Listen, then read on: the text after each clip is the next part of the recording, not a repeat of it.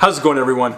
Riley Philpotts here, back with another goddamn awesome video. I just want you to close your eyes and just imagine with me one thing. Here, let's begin.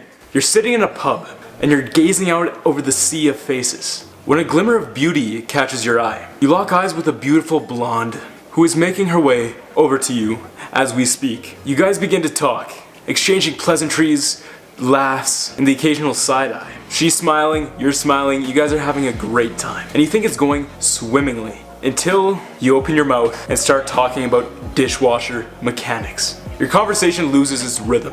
You can tell she's no longer engaged. You've lost the girl because of your boring conversation about dishwasher mechanics. Her loss anyways. She doesn't deserve you or your passion. But what you do deserve is to be less boring in conversation and to fine-tune your small talk skills so that any gorgeous blonde is immediately infatuated with you and your social skills. And hopefully your cool-ass hobbies. Almost all of us at one point have had that one experience where no matter how hard we try, our thoughts just begin to wander away from the person in front of us. Nothing ignites the spark of an engaging conversation. It's just plain boring. But let's take a step back. Let's find exactly what boring is. Boring is a broad concept. We evolved to focus on the interesting. Something interesting could involve food, mates, or predators. If something's not interesting, it's not worth your time. Our biology tells us to get up and do something more important. Psychologists have defined boredom as the, one second, I have to read it, effective consequence of effortful maintenance of attention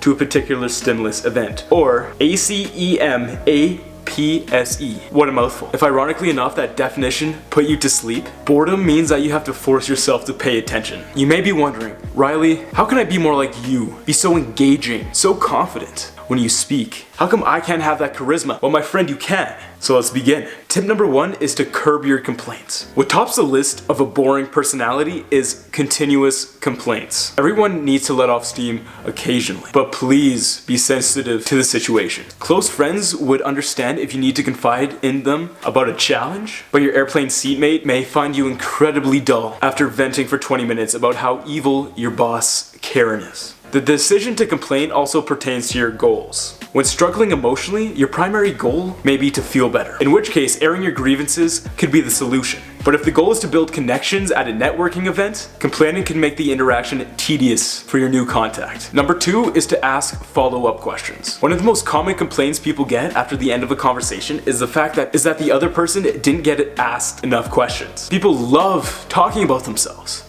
and feel good when other people show interest. So why do we shy away from asking questions? Our understanding of questions may be broken. Many people find that if they ask a question, they'll come across as rude or nosy, especially on a more sensitive topic. See, if people love being asked questions, they definitely love being asked follow-up questions. One study published in the Journal of Personality Psychology and Social Psychology in 2017 followed speed daters, and asking one more question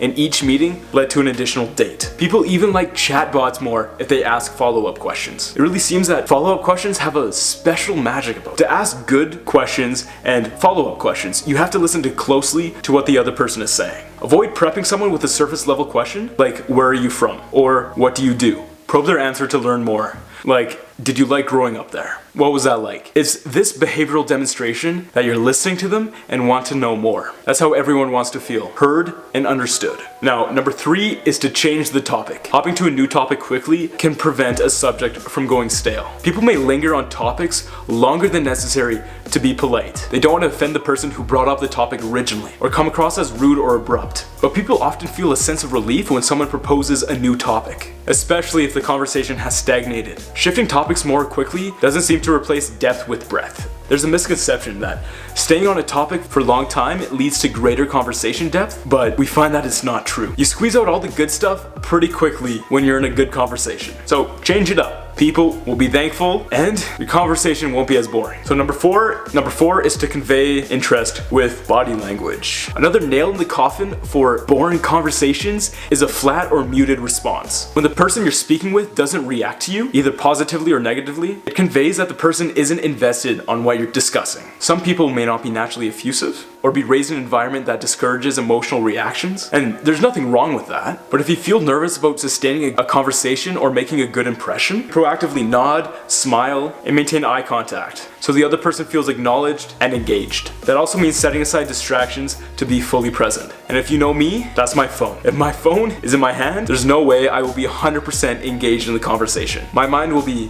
half on the conversation and half on social media. It's so easy to get distracted nowadays. Put your phone away and look at the person. That sounds so basic, but it's not anymore. Number 5 is to demonstrate a sense of humor. You may not be Kevin Hart or Seinfeld, because lots of people love Seinfeld. Laughter can make any conversation more delightful. Humor can also accomplish sneaky and valuable feats. Not only does it make conversations more fun, it can also help us cope with more difficult situations that get brought up in conversation. It can help deflect uncomfortable questions and boost group cohesion. Humor also dictates one's position in the social hierarchy. To put it simply, funny people are seen as high status people, compared to people who don't crack any jokes in conversation, according to a 2016 study published in Personality and Social Psychology. If you're naturally funny, don't be afraid to let your sense of humor shine. Just try and stay away from the more NSFW jokes. Now, what about situations where humor can be risky, like a professional setting? And what about those people who don't view themselves as comedians? Well, when people appreciate good humor by laughing at or encouraging other people's jokes, they're still perceived as warm and engaging. Imagine a 2x2 grid.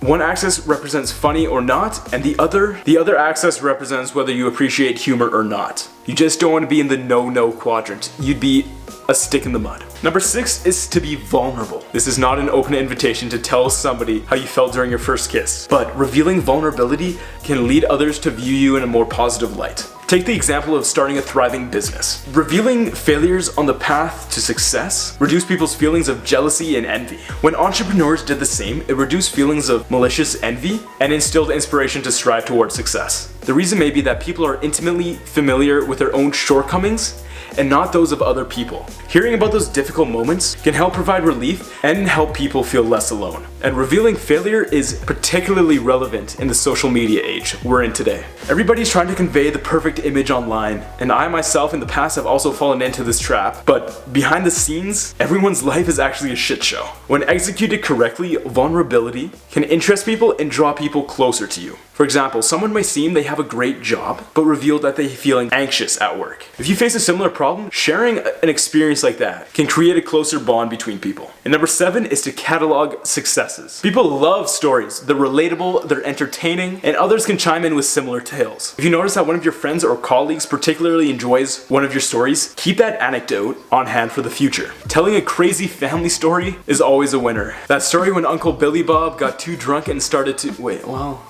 I wouldn't tell that story. That story takes a turn pretty quick. I would keep that one in your back pocket. Stories animate any conversation you put them in. They seem to bring to life a conversation, adds more energy, more diversity, more engagement in the conversations. If you incorporate these techniques in your small talk handbag, you'll be an unstoppable social monster. When it comes to networking events, family dinners, or talking to that hot blonde at the pub, you'll become more verbally attractive and the furthest thing from boring. You'll be able to combat dullness and become more memorable. And let me tell you, you will be the bee's knees as soon as you open your mouth about anything, dishwasher mechanics or scuba diving. People will want to listen and pay attention to what you're saying because it is valuable to them. And it's valuable to them because you're an interesting person. That's exactly what you want to be in social situations. So that's gonna wrap it up for me. Again, if you have any other tips or tricks, drop them in the comments below to help other people benefit from them. Hey, if you like the videos I post or my shitty jokes, go ahead and subscribe and turn on that bell notification to be notified when I release videos. Again, new videos every Thursday. Like, comment, and subscribe. That'll do it for me. Philpots out.